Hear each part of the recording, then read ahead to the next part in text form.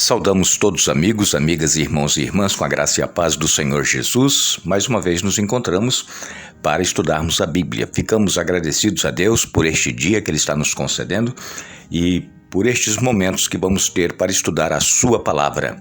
Agradecemos a todos vocês que estudam conosco a cada dia a Palavra de Deus, que têm buscado em Deus a sabedoria para entender a palavra e colocar em prática em suas vidas.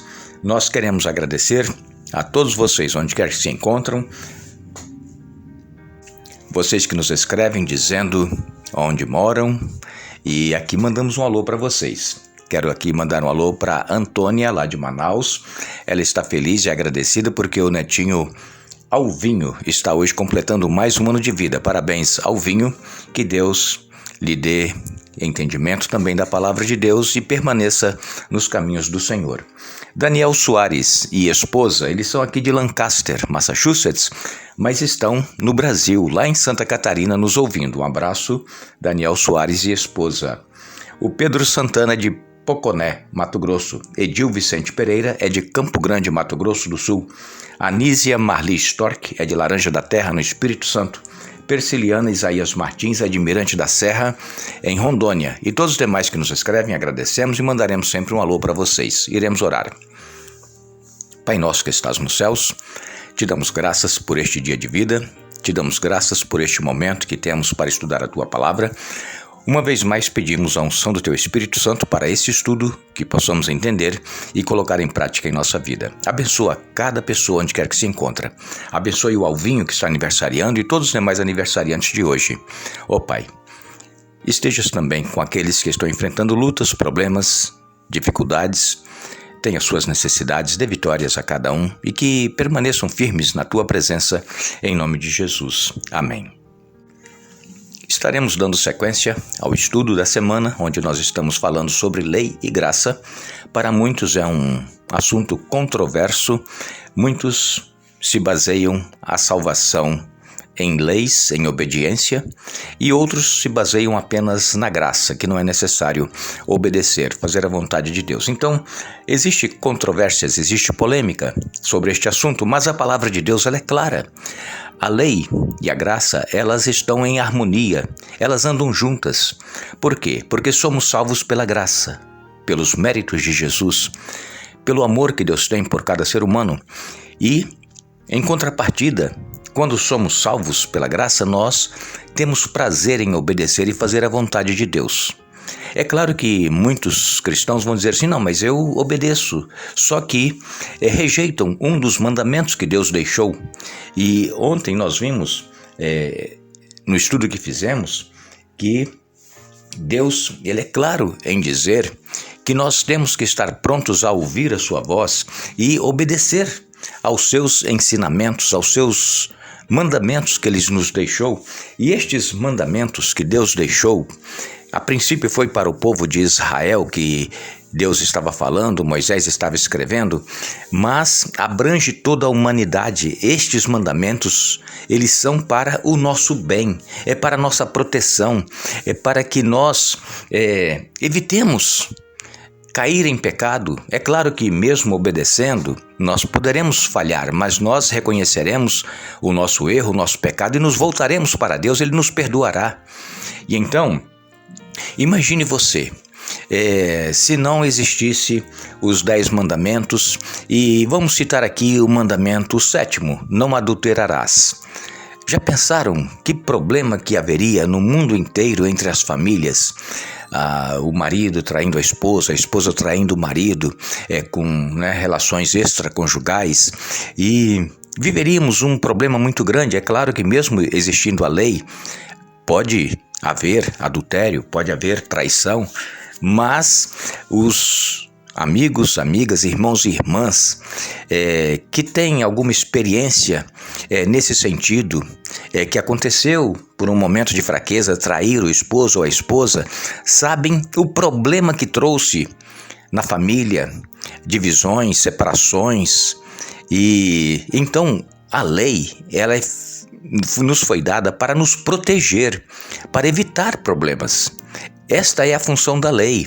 Ela nos mostra onde nós estamos falhando e nós temos então que recorrer a Deus para que Ele nos perdoe e também nos dê forças para que nós não caiamos mais naquele pecado. E isso é com todos os 10 mandamentos, não é apenas com um mandamento. Todos os 10. Mas o principal mandamento que é rejeitado é o 4º mandamento, porque muitas pessoas dizem que quando Jesus morreu na cruz do Calvário, Ele pagou o preço de todos os pecados, claro que pagou, e precisamos crer e aceitar pela fé, e então a lei foi cravada na cruz. Mas quando essas pessoas que são cristãs dizem que a lei foi cravada na cruz, elas estão se referindo apenas ao 4º mandamento. Por quê? Porque houve uma mudança. Aos poucos, o povo de Deus foi se afastando da sã doutrina da verdade e foram sendo introduzidas heresias dentro da igreja, isso já no 1º século, no final do 1º século. E então, depois quando Constantino se converteu, entre aspas, ao cristianismo, ele então colocou o domingo para ser observado em lugar do sábado. E desde então, a maioria dos cristãos vem seguindo a tradição humana, esquecendo do mandamento de Deus. E nós temos que ter muito cuidado, por quê? Porque nós estamos nos aproximando de um tempo e que está diante dos nossos olhos, em que será imposto um dia de guarda oficialmente que não seja o sábado que está na lei de Deus. E então todos serão obrigados, aí sim, aqueles que continuarem conscientemente seguindo esta lei que vai ser imposta, estes então estarão rejeitando definitivamente o 4º mandamento. Mas enquanto não é oficialmente uma lei, nós temos ainda a oportunidade de tomarmos a nossa decisão de estar ao lado de Jesus. Temos muitos cristãos sinceros em todas as religiões e, de acordo com o que ela conheceu, ela é fiel, ela é sincera naquilo que conhece. Mas quando chegar então esse decreto, e principalmente agora com relação ao clima, não é que eles estão trabalhando em cima desse ecumenismo para poder levar as pessoas a aceitarem esse dia que eles vão impor e descansar e ter a família reunida. Isso tudo, irmãos, tem um inimigo por trás. Satanás está por trás disso. Satanás, ele quer de todas as formas destruir aquilo que Deus deixou para o bem da humanidade. Aqui em Deuteronômio capítulo 10, nos versos de 1 a 15, nós lemos: Naquela ocasião, o Senhor me disse: corte 2 tábuas de pedra, como as anteriores, faça também uma arca de madeira e suba ao monte para encontrar-se comigo. E eu escreverei nas tábuas as mesmas palavras que estavam nas anteriores, aquelas que você despedaçou. Em seguida, coloque as tábuas na arca. Fiz, portanto, a arca de madeira de acácia, cortei 2 tábuas de pedra como as anteriores, subi ao monte levando as tábuas na mão. Mais uma vez o Senhor escreveu os 10 mandamentos nas tábuas e as entregou a mim. Eram as mesmas palavras que o Senhor lhes tinha proclamado do meio do fogo no dia em que vocês se reuniram ao pé do monte. Então virei-me, desci o monte e coloquei as tábuas na arca da aliança que eu tinha feito. As tábuas ainda estão dentro da arca conforme o Senhor me ordenou. Os israelitas saíram dos poços do povo de Jacã e viajaram para Moserá, onde Arão morreu e foi sepultado. Eleazar, seu filho, serviu como sacerdote em seu lugar. Em seguida viajaram para Gudgodá e de lá para Jotbatá, terra com muitos ribeiros. Naquela ocasião, o Senhor separou a tribo de Levi para carregar a arca da aliança do Senhor e para estar diante do Senhor a fim de servi-lo e de pronunciar bênçãos em seu nome. Essas são suas responsabilidades até hoje.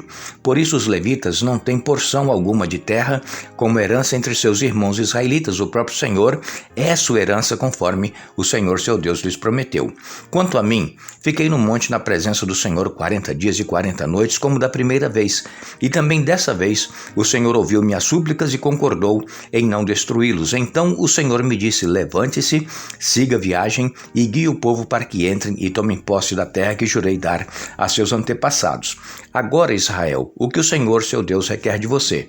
Somente que você tema o Senhor, seu Deus, que viva de maneira agradável a Ele e que ame e sirva o Senhor, seu Deus, de todo o coração e de toda a alma. Obedeça sempre os mandamentos e decretos do Senhor que hoje lhe dou para o seu próprio bem. Veja, os mais altos céus e a terra e tudo que nela há pertencem ao Senhor, seu Deus. E, no entanto, o Senhor escolheu seus antepassados para amá-los e escolheu vocês, descendentes deles, dentre todas as nações, como hoje se vê. Então, aqui Moisés recebeu ordem de lavrar outras 2 pedras e subir ao monte. Deus ia escrever e escreveu novamente os 10 mandamentos. Nós comentamos sobre isso ontem. Isso é graça. A graça de Deus aqui presente no povo de Israel. Deus poderia ter destruído o povo naquele momento em que eles estavam adorando o bezerro de ouro, mas não. Deus ama cada ser humano e Deus dá sempre uma outra chance. E aí então Moisés preparou as pedras, subiu, Deus escreveu, ele desceu, colocou na arca e nesta ocasião em que Moisés escreveu, as tábuas estavam dentro da arca, como o Senhor tinha dito. E o povo os da tribo de Levi que ficou encarregado de cuidar da arca, transportar e cuidar de todos os serviços do tabernáculo. Mas vejam aqui, é interessante que no verso 13, Deus ele fala para o povo de Israel, mas fala para cada um individualmente. Ele diz: guarde essas coisas, ou seja, guarde para o seu bem. Então, Deus aqui estava falando diretamente com a pessoa individualmente, igual ele está falando para mim e para você. Guarde os mandamentos, obedeça para o seu próprio bem. Se a maioria dos cristãos não quer obedecer, é problema deles. Mas você que está ouvindo a palavra de Deus, está lendo, obedeça para o seu próprio bem. Nós sabemos que depois que somos salvos por Jesus, mediante a graça, pela nossa fé que nós temos no sacrifício que Jesus realizou, Ele então pede que nós o obedeçamos e o sirvamos por amor. Agradecemos a todos que estiveram conosco mais uma vez. Retornaremos amanhã, se Deus nos permitir. Desejamos a todos um bom dia e que não nos esqueçamos. Santifica-os na verdade, a tua palavra é a verdade. Palavras de Jesus em João capítulo 17, verso 17. Que Deus nos abençoe.